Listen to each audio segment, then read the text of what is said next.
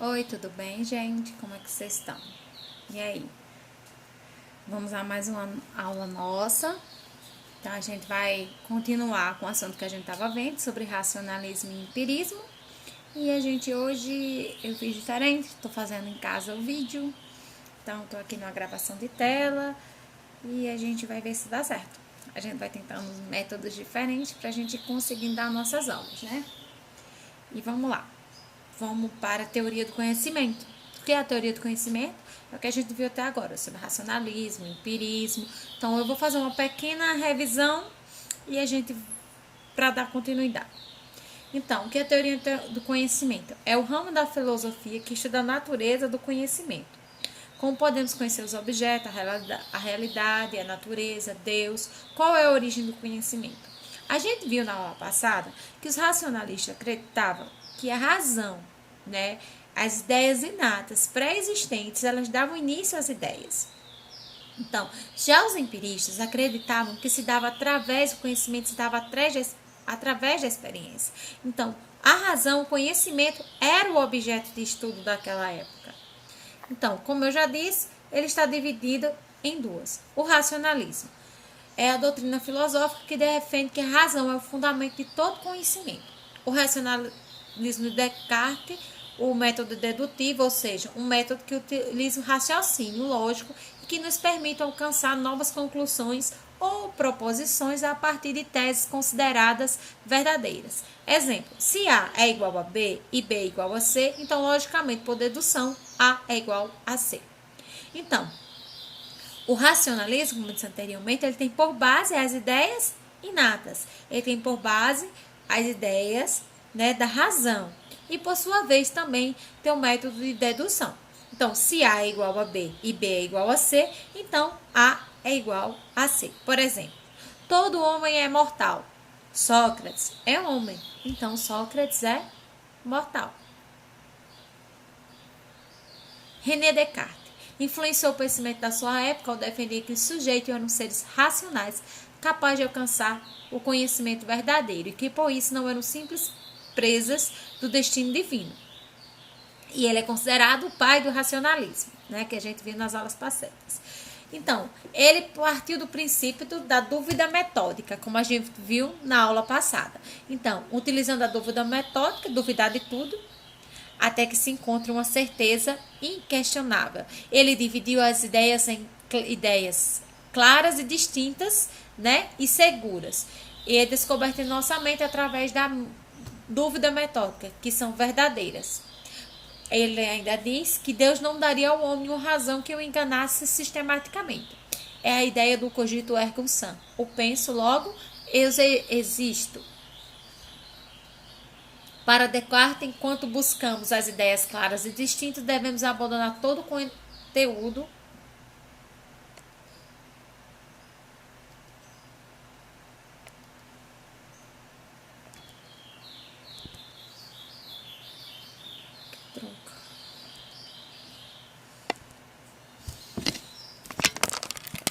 Porra, deu aqui, meu amigo.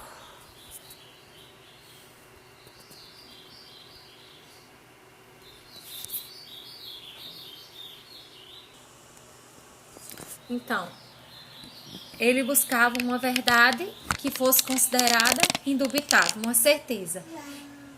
Ele defende, né, como já dizemos antes, que as ideias são inatas, que são prévias a toda a experiência e que essas ideias devem guiar o nosso conhecimento. Então, elas devem guiar o nosso conhecimento, essas ideias inatas, né? Então, antes de passar pela experiência, ela passa primeiro por nossa mente, pela razão. Então, é a ideia do penso, logo existo. Então, para chegar a esse princípio, ele se utilizou primeiro a dúvida. Ele duvidou de tudo. Segundo, o pensamento pressupõe algo pensante. O algo pensante é o eu. Portanto, o eu existe. Ele chegou a esta conclusão para que saiu res cogitando, né? O eu pensante, para chegar a uma teoria, a teoria do penso logo existo.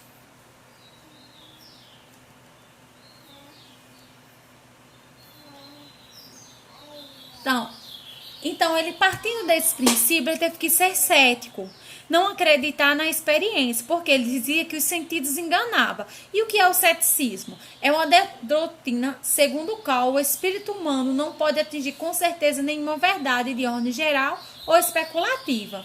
Mas só que Descartes acreditava numa verdade. Então, ele não era de tudo cético, mas sim ele buscava uma verdade absoluta, né? Uma verdade inquestionável, que poderemos dizer, chamar assim de um dogmatismo, né? Que o dogmatismo ele busca uma verdade inquestionável. Então ele acreditava que a ideia do res cogitans, do penso logo existe, era uma ideia a qual era indubitável, né? Então o ceticismo vai em contraponto a isso aí, porque ele não acredita que nenhuma verdade é de ordem geral, que tudo pode ser relativo, não é? Então é uma questão especulativa. Mas de certa forma, Descartes também foi cético, porque ele primeiro duvidou de tudo para chegar a uma certeza. Então ele teve primeiro que ser cético para chegar a uma verdade. Aí sim, essa verdade considerada indubitável, que podemos chamar de dogmatismo filosófico. Que criou-se assim o método cartesiano, que passou por 4 pontos, que eu falei na última aula de última geral. Verificar se existem evidências reais e indubitáveis acerca do fenômeno a ser estudado. Então, eu verifico as evidências e olho se elas são indubitáveis, ou seja, se elas não deixam nenhuma dúvida. Então, eu vou analisar, depois eu vou analisar. Ou seja, dividir ao máximo o problema em suas unidades, das mais simples às mais complexas. 3. Terceiro, eu vou sintetizar, ou seja, ordenar novamente as unidades estudadas, desde as mais simples às mais complicadas, às mais compostas. E depois enumerar e revisar todas as conclusões e princípios utilizados, a fim de manter a ordem do pensamento e ter a certeza do que não foi esquecido. Eita, professora, a senhora bugou meu pensamento agora, não entendi foi nada. Então, primeiro, imagine que você tem um monte de coisa, um monte de atividades. Você vai começar pela mais difícil ou pelas mais fáceis? Você vai começar pelas mais fáceis. Depois você vai para as questões mais simples ou aquelas que são as questões mais compostas, que requer uma pesquisa maior. Você vai para as mais simples, para depois ir para as mais compostas. Depois, por último, você vai enumerá-las e revisar todas elas, depois de todo o estudo. Certo? Qualquer coisa, qualquer dúvida, volta aí que a gente desenrola. Então, partimos para o empirismo. Diferente do racionalismo, o empirismo acredita que todo conhecimento partiu da experiência. Por exemplo, eu só conheço o cheiro de uma rosa porque um dia eu senti o cheiro da rosa. Eu só conheço o gosto de uma banana porque um dia eu comi uma banana. Eu só sei utilizar este método de gravação porque eu aprendi. Quanto mais eu for usando, mais eu vou ter facilidades. Então, defende que a fonte de todos os conceitos e conhecimentos humanos é a experiência sensível, ou seja, ela parte da experiência através dos sentidos, ela é sensorial. Né? Eu dependo dos meus 5 sentidos para ter esse conhecimento. Por exemplo, eu só sei que esse microfone é rosa porque eu conheço a cor rosa. O empirismo de Locke. Para John Locke, não existe ideias inatas, nem um pensamento a priori, ou seja, anterior à experiência. Todo conhecimento estaria fundado através da experiência. É aquela questão da tábua rasa que eu falei para vocês. A mente é uma folha em branco.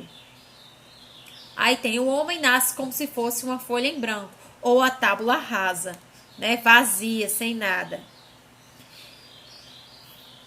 John Locke e o liberalismo. Ele também influenciou a filosofia política ao defender a tese dos direitos humanos, direito à vida, à liberdade e à propriedade, para evitar o estado de guerra de todos contra todos, o estado sem razão, e firmasse entre os homens um contrato social. Isso a gente vai ver mais na frente, quando a gente for ver política, no 3º bimestre. George Black. George Black era um filósofo empirista, ou seja, significa que ele acreditava que todo conhecimento partia de quê? Da experiência. Para George Black, uma substância material não pode ser conhecida em si mesma. O que se conhece, na verdade, resume-se às qualidades reveladas durante o processo perceptivo. O conhecimento dos objetos se daria pela percepção dos mesmos, ou seja, é impossível separar o objeto da percepção. Então, o objeto vem da forma como eu percebo. Por exemplo, eu uso uma tesoura para cortar papel. Então, é minha percepção, né? A forma que eu observo, que eu identifico que isso aqui é uma tesoura. O empirismo radical de David Hume. Hume acreditava que o conhecimento é se dado através do hábito, ou seja, quanto mais hábito eu tenho sobre uma coisa, quanto mais eu faço, mais eu tenho conhecimento sobre ela. Para Hume, as percepções provocam impressões vivazes, e estas são mais intensas e claras, sensações e emoções, que as ideias seriam meras cópias das impressões. Então, eu primeiro tenho que ter uma impressão sobre algo, eu tenho que captar o que ele é para ter a ideia do que ele venha vir a ser. Vocês percebem que isso é totalmente o contrário do racionalismo, né? Porque para o racionalismo eu já tenho uma ideia do que seja um óculos. Então, quando eu vejo um óculos, eu já sei o que é um óculos. Hume divide os objetos da razão em ideias, proposições intuitivas que são demonstradas pelo próprio pensamento, como por na álgebra, geometria e aritmética. Então, as ideias, elas são demonstradas pelo próprio pensamento, e esses se engajariam como os conhecimentos, como a filosofia, a geometria, a aritmética, que são dados apenas pela razão. Então, e as questões de fato, que é o raciocínio sobre as relações de causa e efeito, e que existiriam na percepção da ligação entre o objeto e eventos, e o que se daria a partir da experiência. Toda causa tem o seu efeito. Então, nós estamos vivendo uma pandemia, é a causa. Qual o efeito? Nós temos que manter-se em isolamento. Você está vendo uma aula de filosofia, essa é a causa de você estar vendo o vídeo. Qual o efeito? Né? Você está adquirindo conhecimento. Esse é o efeito. A causa é a aula de filosofia. Qual o efeito? Aprender conhecimento. É aprender sobre, por acaso, por exemplo, de David Hume. Outro ponto. Se chove, logo molha. Né? Esse é uma causa e efeito. Qual é a causa? A chuva. Qual é o efeito? Molhar. A origem do conhecimento. Hume critica o ceticismo radical de Descartes e propõe um ceticismo moderado. O sentido pode nos enganar, por isso a sua informação deve ser apoiada com a razão. Para David Hume, a sensação é a origem do conhecimento, ou seja, as nossas representações mentais têm origem nas sensações. Então, o que é essas sensações? Ela é provocada por quê? Através dos sentidos. Por exemplo, se eu estou com calor, qual é a sensação que eu tenho? Que eu fico suando, eu fico abafado, né? Então, eu estou assistindo uma aula, né, que eu gosto. Aí, eu tenho uma sensação sobre aquilo. Então, essa sensação é que dá a origem do conhecimento. É ela a base para gerar o conhecimento. Para Hume, a confiança nos sentidos é uma espécie de instinto natural, que nos leva a admitir a existência de um mundo exterior à nossa mente.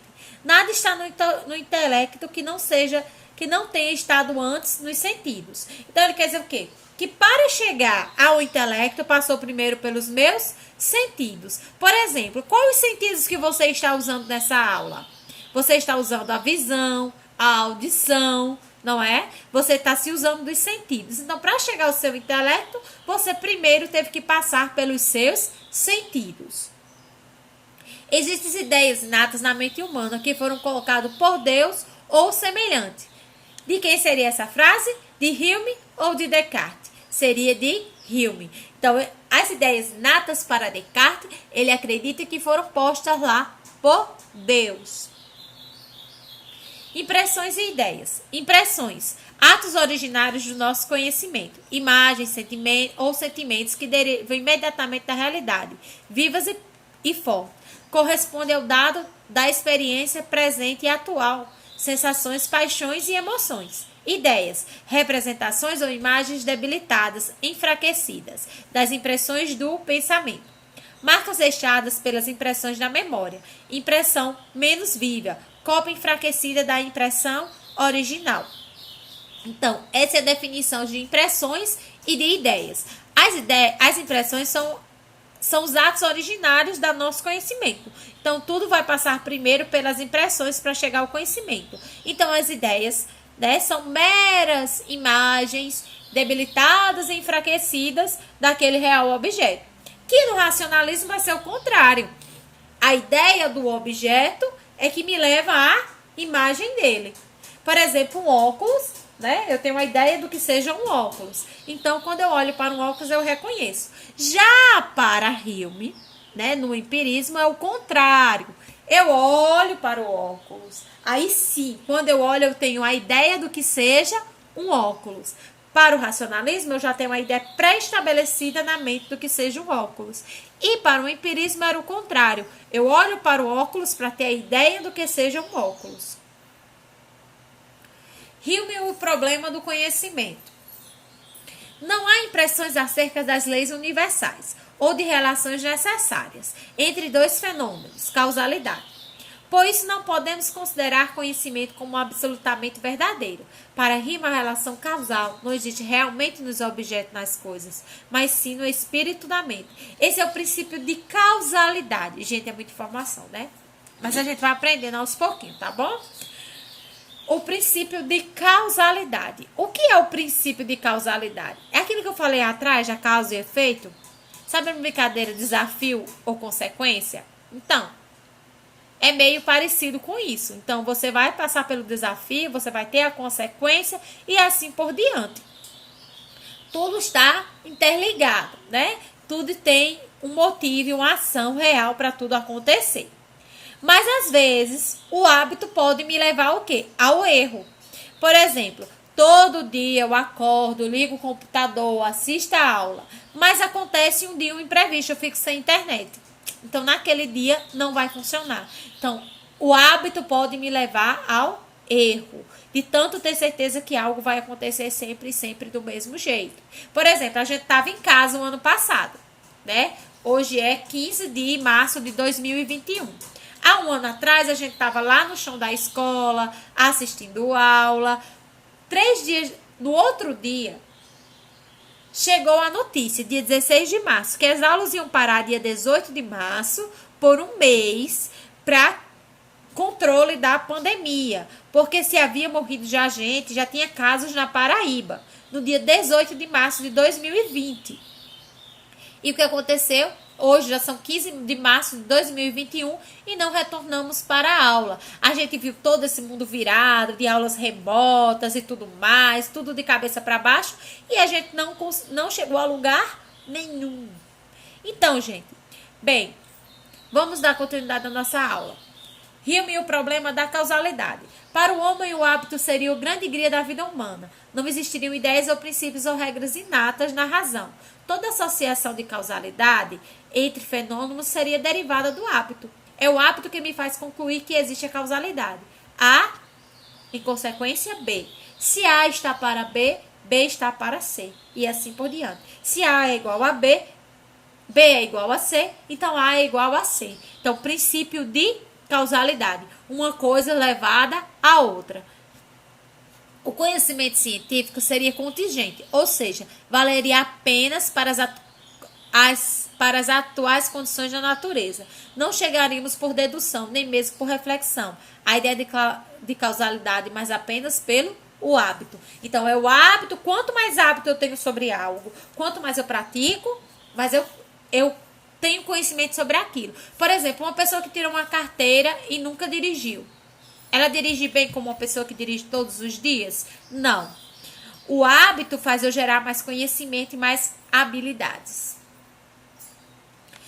Em Hume e as crenças causais. Em que consiste a nossa ideia de necessidade? Quando dizemos que dois objetos estão necessariamente ligados entre si. A este respeito, repetirei o que muitas vezes disse.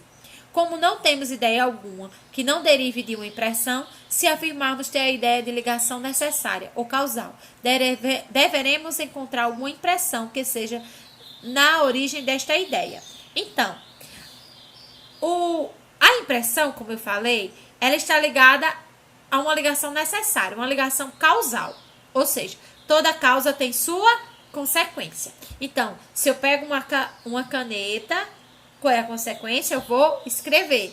Se eu vou à chuva, eu me molho. Então, toda causa tem a sua consequência.